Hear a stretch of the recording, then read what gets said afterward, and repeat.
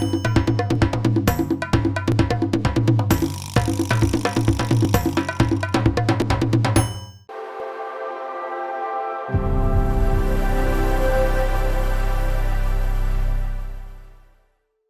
up, everybody? BigSweetC here with you. Got a special little video for you. Today, I want to talk about the Xbox Series X. Now, this was gonna be just originally like a review of it, but I think actually better would be to kind of compare it to the PS5, because we've already done the PS5 review, and what I've noticed between the Xbox One and the Series X is not nearly as different, I should say, as the PS4 to the PS5. For instance, the PS4 to the PS5 looks different. The user interface is completely changed from 4 to 5. Whereas on the Xbox Series X, it's no different whatsoever. You just you load your previous settings from your Xbox One, and that becomes your settings for the Xbox Series X. Now, in my opinion, at first I was kind of a little bummed out by that. I was like, well, it's a new generation, new series, new console. I want something new and fresh. But the ease and simplicity of just going with something that I already knew actually turned out to be really nice, to be honest with you. There was a lot of things with the PS5. There's still a lot of things with the PS5 that I don't know how to do like I did before. Or I haven't quite figured out how to do what you can, the full potential, if you will. Now, there are a couple of upgrades to the Series X on the controller. One, it's a little bit better directional pad. Two, it's got that kind of the grip outside to it, so it does feel a little bit better in your hand. It's also got the share button, which they kind of took from the PlayStation 4, PS5 controller, where you could just easily grab video and events that happened through just the use of a button, as opposed to having to go to the home page and then do your capturing, or if you had the voice control, Xbox Record, that kind of thing. So there were kind of a couple of cool additions to the Xbox. Having said that, not a huge difference. So it's nice, but at the same time, it's kind of disappointing because it is, again, a new generation. So at first, even though I was kind of disappointed, I actually really liked the fact that they kept the same user interface, and I think I would put that in the Xbox camp as a slight edge over the new user face. Having said that, I really do like the PlayStation 5 user interface, and I'm sure at some point I'll figure all the stuff out that I had before, even the stuff that's new to the PS5. It's just going to be a matter of time.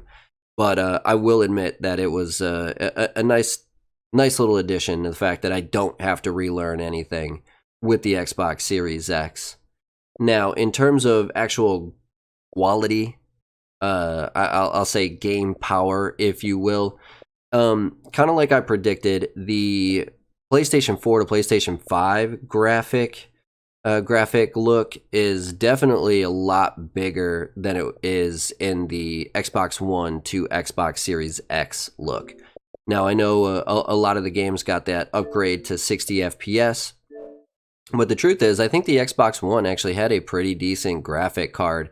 Now, I thought the PS4 was better in terms of graphics than the Xbox One, but the update doesn't seem to have affected it as much, and so the Xbox Series X kind of looks a little bit more like the Xbox One than the PS5 does the PS4, and that I kind of saw that coming. Sony is in my opinion more concerned about the look of their product as opposed to the for a lack of a better term, I guess, accessibility.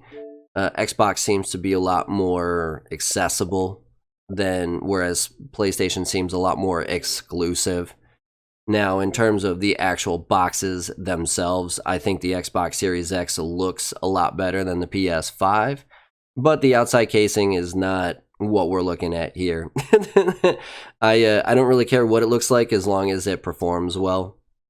And in terms of graphics, I think the PS5 is slightly better than the Xbox One, but not by much. Not nearly as much as I thought the PS4 looked better than the Xbox One.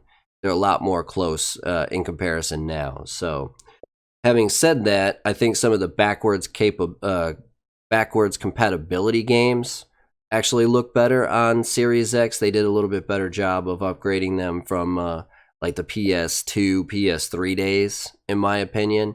Maybe it's just the 60 FPS makes it run a little bit smoother, so it looks better. But specifically, Final Fantasy XII, the Zodiac Age, for whatever reason, just kind of looks better to me on the Series X than it does on the PS5. Now, if you haven't heard, there's going to be a 60 frames per second update to all backwards compatible games on Xbox. So I'm curious to see what old Generation 1 Xbox and 360 games look like at 60 FPS. Something tells me that Dark Souls isn't going to run any better, even at 60 frames as opposed to 30. I just something tells me that that's probably not going to happen. But I do like the fact that it does seem to be a little bit, again, more compatible with a wider variety of games. Now, the other benefit of the PlayStation 5 that I really liked was the PS Plus collection. Now, in my opinion, I think the PS Plus collection is better than Game Pass. But having Game Pass on Xbox really does kind of up the value of getting one of these new generation Xbox Series X's or S's, because all of the games that are getting these graphical updates. Jedi Fallen Order comes to mind. It was a free update. Destiny 2 was a free update. And the fact that I have Game Pass, I get to play all of Destiny 2 on my Series X now, which is fantastic. I didn't so much enjoy it that much when I was playing it by myself, but now that I have the second Xbox, I can play it with my wife, and it's right back to the fantasticness that it was. Now, along those lines, I had previously mentioned that I hadn't gotten a chance to play the cross-compatibility of the PS5 to the PS4. Well, going from Series X to Xbox One, playing that together, has been actually pretty mostly good. I still tend to get kicked off for whatever reason, or like if my wife is at one of those extended loading screens, tends to kick me out of the fire team and then re-put me in it, which is a little annoying if we're in the middle of like a heated fight. But it works fairly well for the most part, and so it's nice to know that even though I'm on the Xbox Series X, I don't have to worry about my friends being on an Xbox One, which is really, really nice in my opinion. I haven't got a chance to try it out with the PS5, PS4. I'm sure it works pretty much exactly the same, but because it's supposed to. But I haven't gotten a chance to try it out, so I can't really say for sure. Now, it was actually a lot harder to get the Series X for me than it was the PS5. A lot of that is just dumb luck. I just happened to luck into the fact that I wasn't working and I didn't have anything better to do, and I just spent like an hour and a half trying to get the PS5 online, whereas the Series X, I actually had to know a guy who knew a guy to pick it up, so to speak. And again, I want to thank them for helping me out with that, because it really did make it a lot easier. They are no longer announcing. Microsoft's not going to announce ahead of time that they're going to drop these anymore. You're just going to have to kind of be on the lookout at all times, whether it's on Twitter, whether it's on the Best Buy website, the Microsoft Store, whatever it is. They're not going to let you know that it's coming out anymore, because they're trying to cut down on all the bots that are buying them up for resellers and stuff. So it generally was a little bit harder to get the Series X than it was the PS5. But in the end all be all, I'm actually really glad that I have both. I think they're fantastic machines. I'm pretty excited about this new generation now, a lot more so than when I originally heard them come out. This is not like the PS2 to PS3 days, or the PS3 to the PS4 specifically, days, because I kind of gave up. I was just like, I don't see much. I know the games are out there, but a lot of the games are now coming out on PC, so I just don't see the reason to stick with a console. Nowadays, PlayStation's got a lot of exclusives like The Last of Us, Demon Souls, Final Fantasy VII remake, at least the first one. I know that's coming up for its 1-year exclusivity. I wouldn't be surprised if Part 2 is exclusive to PlayStation for at least the first year. And that PS Plus, those games, specifically the exclusive games, Bloodborne, God of War, that you get, are phenomenal games and definitely worth it. Whereas like Game Pass is like a continuation. PS Plus, you only have to pay the $60 for the 1 year, and you get 20 games for free. Half the games are still full-on $50 games, and absolutely worth it. So it's kind of hard to be negative about any one of these. I do generally think that you'll definitely be happy with either purchase that you had, and so it's really kind of made it kind of tough to decide which one. If I was starting over, which one I would go with. Now, I know a lot more people on Xbox, so it's a lot easier to play with multiplayer, which is a big up to the Xbox for me. But I like the library on PlayStation infinitely more than I do on Xbox. So this was really, really tough for me because I think they're both of great value. I think you'll have an easier time trying to find a PS5. So if you can only look for one and you don't really care, you don't I'm not an Xbox guy, I'm not a PlayStation guy, you just kind of want one, I think the PS5 would be easier to get than an Xbox Series X, unless you happen to know somebody like I did. But then again, I don't think you could go wrong with the Series X either. Having said that, I think the PlayStation 5 is a little bit better value, again, mostly because of the PS Plus. Because not only do you get the 20 free games, but you still get the 2 PS4 games every month, and you get the third PS5 game, which is, last time it was a $70 game because they're $69.99 now. Maneater was free. That's a full $70, I think. It might have gone down to like 40, but still, it's a $40 game. The game they're going to give away this month, I wish I could think of what it is off the top of my head, but that's a full-fledged, I think 60 or $70. So they're not giving away like cheap games. You are getting a fantastic value with the PS5, whereas if you don't subscribe to Game Pass, or at the very least games with gold, and even if you subscribe to games with gold, you're not getting as much because they're not giving away the Series X games. They're only giving away Xbox One and 360 games.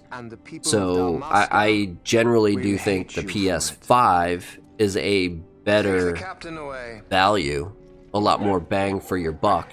I think it'll be easier to get. But again, I don't think that takes away from the Xbox Series X at all. And if you're a Microsoft guy, if you're a Halo guy, if all your friends are on Xbox, I do think it would generally be worth buying a Series X or a Series S. Now, I having said that, I wouldn't buy a Series S. From what I understand, the Xbox One X has a better graphic processor than the Series S does. So in that case, I'd probably just buy an Xbox One X because it's probably going to be easier to get, probably cheaper. But if you can get your hands on a Series X, it's absolutely worth the $529.99 that it costs after tax, in my opinion, in my case. So I don't think you could go wrong with either one of them. In the end, I'm going to give the slight edge to PlayStation just because I think it's the better value. But again, don't let that hurt you. If you just kind of want to get one, I think if you can get your hands on either one, I think you'll be happy with it because I absolutely am. I do recommend getting at least PlayStation Plus, and then delving out. You do get when you buy the Series X, you get a chance to get Game Pass for 3 months for the price of 1 month, I think it is. I think it's half off or something like that. If you buy it at the same time you buy the Xbox, at least at Best Buy. So if you get the chance, I highly recommend at least getting that trial run because the Game Pass has made the purchase of my Xbox much better than it would have been had it just been the Xbox Series X. PlayStation Plus makes the purchase of the PS5 much better than just buying a PS5. So do yourself a favor and get those little add-ons to make your purchase really reach its full potential. But again, don't think you'll be disappointed with either one. I got to give the slight edge to PlayStation in this one, just because of the PlayStation Plus. I think is a better value, just because you have to keep paying monthly for the Game Pass. But if you're already invested in it like I am, I mean, the Game Pass I have doesn't expire until sometime next year. So I've got enough of it right now to kind of hold me over, and it definitely made the purchase even better. But two huge thumbs up for both systems. I think this is going to be a fantastic generation. Even Nintendo with their Nintendo Direct announcements were fantastic. I think this is going to be a renaissance generation for consoles, and I'm looking forward to it. If you're looking forward to it, do me that favor, hit that comment section below. Let me know what you are looking forward to, so I can decide and kind of figure out where to go, what direction to go with the channel, the games we play, and the stuff I get into. But if you haven't done so yet, please do me that favor, hit that like button, hit that sub button, hit that notification bell so you know when I do drop a new video or go live. And then head on over to Twitch, Twitter, and Instagram. Follow me over there at BigSweetC. Either way, that's going to do it for this one. BigSweetC, that's me. Wishing YouTube, that's you. Wonderful day, night, morning, afternoon, evening, whatever time of day it might be. Long as you're watching, I'm wishing you a wonderful watching time. Sweetness, signing off. Peace.